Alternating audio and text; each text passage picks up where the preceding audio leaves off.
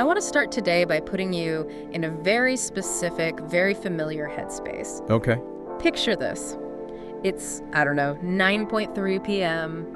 You've had a long day. Maybe you're lying on the couch. Yeah. And you unlock your phone. Mm-hmm. You're just doom scrolling, right? Looking for a little dopamine to numb the brain. And then you see it. The trigger. Exactly, the trigger. Maybe it's a video of a Karen screaming at a barista. Maybe it's a screenshot of a politician saying something just outrageous. Or even just an opinion. Yeah, just someone on social media sharing an opinion that is so fundamentally wrong, so obviously bad, that you physically react. It's a reflex, really. It is. It's this instant snap in your brain. You think, wow, that person is awful. I would never do that.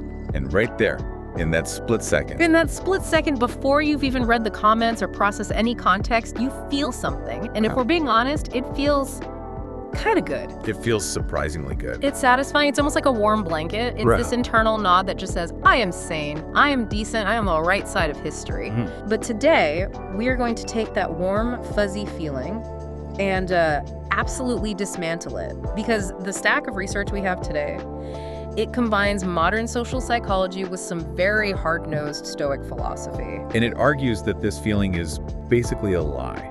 It is a lie. It's not just a lie, it's a trap. Yeah. And it's a trap that is, frankly, making us weaker. The sources we're deep diving into today identify this feeling not as morality, but as something the Stoics called moral pleasure. Moral pleasure. It sounds like an oxymoron, doesn't it? It really does. We usually think of morality as the hard stuff, discipline, sacrifice, doing the right thing when it's difficult. We don't think of it as a pleasure hit. And that's the core tension we need to explore. The premise here is that there's a massive difference between being good and just, feeling like you are good, One requires work. and the other just requires a target. So, just to sort of set the stage for you listening, we are not here today to debate which opinions are right or wrong. Right. We aren't going to get into politics or specific social issues. We aren't taking sides. Our mission, really, is to dissect the mechanics of this feeling. Why judging strangers feels so good, how our modern world has weaponized that addiction, and then The really uncomfortable part. the really uncomfortable part, Whoa. the Stoic strategies for stopping it. And I'm glad you used the word uncomfortable, because if you take nothing else away from this deep dive, take this. Moral pleasure is fast, smooth, and addictive. But actual morality, actual character, it is heavy, it's a burden. Okay, so let's get into the anatomy of this sensation, because when I think of pleasure, I think of chocolate or a hot shower. I don't necessarily think of, judging some guy on Twitter. Well, the sources describe it as a very specific sensory experience. Yeah. They actually distinguish it from moral indignation. Indignation. Right. Indignation is hot, it's explosive, it's anger. But moral pleasure is described as smooth and slippery. Slippery. That's interesting. It is. It's quiet. It's not a scream, it's more of a nod. Huh. It's that instant friction-free categorization where your brain says, they are bad, therefore I am safe. That word safe keeps coming up in the research. I don't get it. Why does judging someone else make me feel safe? What goes way back to our evolutionary hardwiring. I mean, the human brain craves order, and more importantly, it absolutely fears exclusion. Being kicked out of the tribe. Exactly. In a primitive tribe, if you are the bad one, you get cast out and you die. Yeah. So when we point at someone else and we label them the bad guy, we are subconsciously reassuring ourselves. We're telling ourselves, look, that is the bad person. Which means I am still part of the good tribe. Yes. So it's a defensive maneuver. Okay. It provides two distinct rewards, safety and superiority. Yeah. We get to feel like we are standing on a higher rung of the moral ladder. And here's the kicker from the Stoic perspective. We get the sensation of being higher up the ladder without actually having to climb it. That is such a cutting insight, because usually to be better or wiser, I'd have to actually do the work. I'd have to read, practice patience, maybe volunteer, confront my own biases. Right. True morality has a cost. It's expensive in terms of cognitive and emotional energy. It involves sacrifice, uncomfortable conversations, maybe taking responsibility for a mess you didn't even make. But moral pleasure is cheap. It's so cheap. It costs you absolutely nothing. You don't have to change your behavior at all. You just have to make a judgment. The source material used this analogy that I loved. It said, it's like eating the wrapper of a protein bar and thinking you got the nutrition. Yes. Yeah. You get the flavor, maybe a little artificial sweetness, but zero sustenance. And you're still hungry? Exactly. Yeah. And the danger, as the Stoics warn, is that this feeling is so deceptive. It allows us to believe we're growing as people when we're actually stagnating. We feel the sensation of goodness. So we stop doing the work of being good. We think, I have the right opinion, so I'm a good person. But the Stoics would just say, opinions are not actions. This feels like it explains so much of, well, the modern internet. It's not just that we're being annoying, it's that we are tricking ourselves. Yeah. But this isn't happening in a vacuum. The sources talk a lot about the environment we're in. They use the term performance culture. And this is where we have to zoom out from the psychology to the sociology. We live in a world where morality has largely shifted from being a private practice to a public performance. Because everyone has an audience now. Correct. I mean, in the past, your morality was judged by your immediate neighbors based on observable actions. Did you help fix the fence? Did you treat your kids well? Right. Now, you are often judged by your digital footprint. You are rewarded with likes, with social validation, or just by the absence of criticism for having the correct stance. It's like we're all on stage just waiting for applause. And this leads to what the source calls the marketization of morality. Marketization. It's a bit of a cynical take, but the economic logic holds up. The idea is that moral messages are products. And like any product in a marketplace, the ones that sell the best are the ones that are easiest to consume. Meaning the ones that make us feel good immediately. Exactly. Nuance is terrible for sales. Complexity is boring. If a message says, hey, this situation is complicated and you might need to reflect on your own flaws, people scroll past. Too much work. It's expensive. Yeah. But if a message plants a finger at a villain and says, look at them, you are better than them, boom, dopamine hit. That content spreads like wildfire because it flatters the consumer. And it creates this feedback loop. We want the cheap hit, the algorithms feed us the cheap hit, and we all get to feel morally superior while doing absolutely nothing. But there's a darker side to this in the notes. The concept of the soft power of collective norms. It sounds gentle, doesn't it? Soft power. It's actually terrifying. It sounds like peer pressure on steroids. It is. It's that fear of exclusion we talked about earlier, but just amplified by the scale of the internet. We often join the chorus of judgment, not because we've carefully considered the facts, No. but because we are terrified of being seen as wrong by association. If everyone is pointing at something and saying bad, and you hesitate, you become suspicious. You become the next target. Right. So the moral pleasure here is also a relief. It's the relief of not being the one in the crosshairs. Okay, so that makes sense. And when you do this enough times, when you constantly align yourself with the crowd just for safety, you slide into something called identity fusion. This was one of the stickiest concepts for me in the reading. Identity fusion. Let's unpack that. Okay, so it's when a moral viewpoint stops being something you think and starts being who you are. Uh-huh. In a healthy mindset, you have opinions, but you are separate from them. You can change your mind without, falling apart. Right. I can think, I prefer this economic policy, and if I'm proven wrong, I'm just wrong. I'm not destroyed. But with identity fusion, that line blurs. Your political or moral stance becomes your self-worth. Oh. And when that happens, questioning your view or even seeing someone else question it, it feels like a physical attack. It feels like a death threat to the ego. So moral pleasure becomes this defensive shield. You need to feel right. Because if you aren't right, you might not exist, at least socially speaking. That is heavy. It explains why online arguments are so vicious. It's not a debate about facts, it's a fight for survival. It is existential self-defense. Speaking of existential, I want to pivot to the consequences. The sources talk about the cost of this, not to society, which is obvious, but to us, to the individuals. They use this phrase, the thinning of the self. That sounds haunting. It's the Stoic diagnosis, and it is profound. If you rely on moral pleasure, that cheap, fast feeling of being right, your internal life begins to atrophy. It becomes thin. Why? What does that mean? Because, to go back to the gym metaphor, you are skipping the heavy lifting. If you only lift styrofoam weights that look heavy, your muscles just waste away. Right. If you only engage in easy morality judgment, signaling, piling on, you lose the ability to handle the heavy stuff. You lose the ability to handle ambiguity. You lose the ability to sit with the fact that good people can do bad things. Or that you yourself are capable of being the villain. Exactly. Because we're so satisfied with the feeling of judging others, we never look in the mirror. Yes.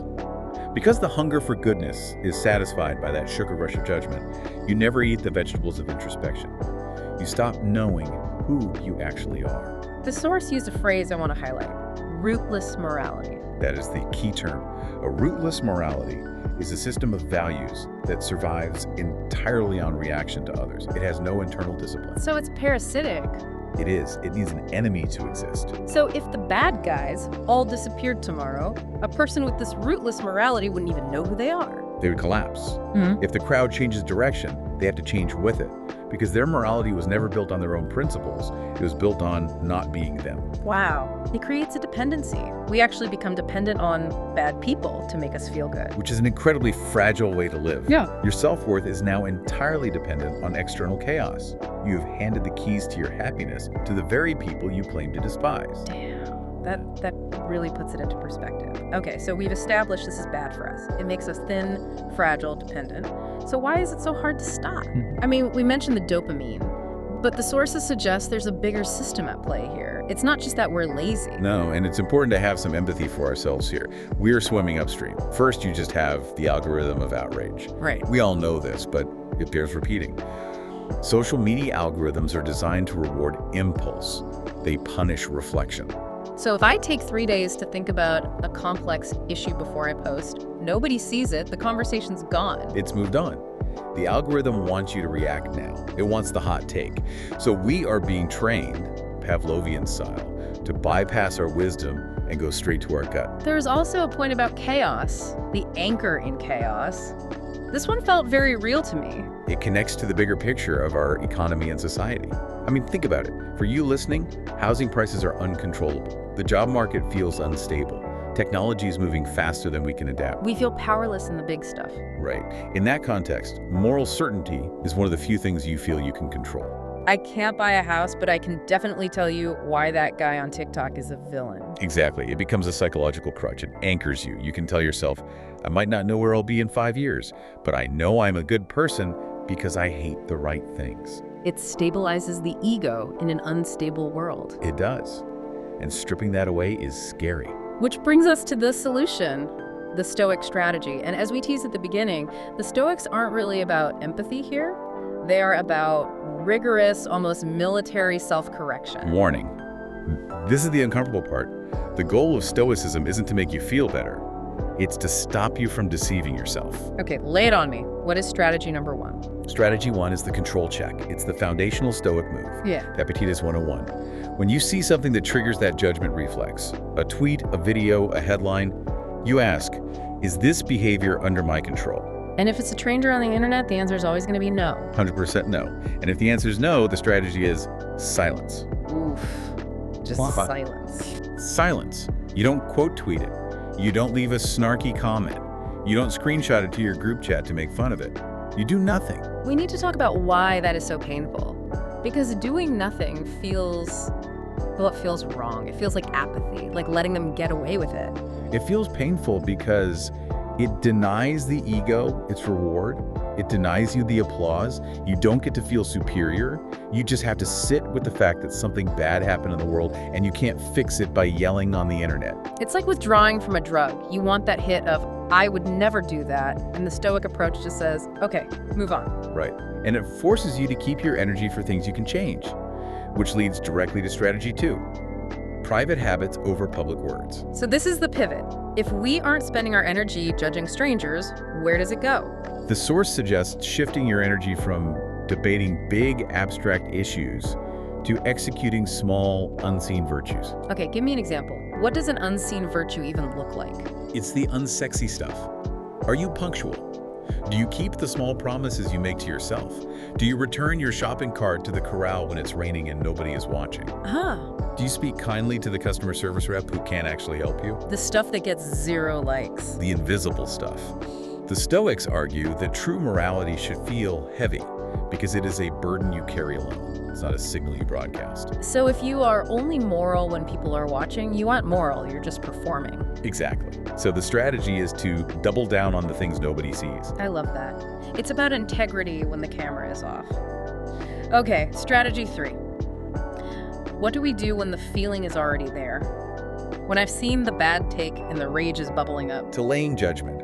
This is essentially a mindfulness technique, just adapted for the digital age. When that urge hits, you don't fight it, but you don't act on it either. You just observe it. You observe it, you watch the desire for validation rise, and then you watch it fall. Like surfing a wave. You just let it pass under you. Exactly. The sources note that the half-life of internet outrage is incredibly short. If you don't tweet that opinion immediately, the urge to do so usually fades in about, 10 minutes? You realize it was just a chemical spike. You realize, I actually don't care about this person's opinion on Barbie. Right. It saves you from your own impulse. Yeah. And finally, strategy 4, the internal audit. This sounds hard. This is the hardest one. Instead of looking outward and asking, is that person wrong? You turn the mirror around. You ask, if I am wrong here, or if I act on this impulse, what is the cost to my own character? So rather than look at how bad they are, it's what does my reaction say about me? It changes the stakes entirely. It makes you realize that participating in the pile-on might make you feel safe socially, but it degrades your ability to be fair, to be kind, to be disciplined. It protects your character at the expense of your comfort. It really sounds like the Stoics are asking us to trade that quick, sugary rush of moral pleasure for a slower, heavier, but more real sense of self. That is the trade-off. And we have to be honest, it's not a fun trade-off in the short term. You lose the feeling of belonging to the mob. You lose that quick affirmation. You might even feel a bit lonely. But you gain. Sanity. You gain a life that is less self-deceptive. That's the phrase the source uses. You gain the ability to trust yourself because you know your values aren't just costumes you put on for public applause. You know they're real. You know they're real because you practice them when it's hard and when it's quiet. That image of morality as a weight really sticks with me. We usually think of it as a flag we wave to show everyone where we stand, but the Stoics see it as a backpack filled with rocks that we have to carry up a hill. And the only person who knows how heavy that backpack is you. And that has to be enough. It's a sobering thought, but also kind of freeing, you know? You don't have to save the world with your opinions.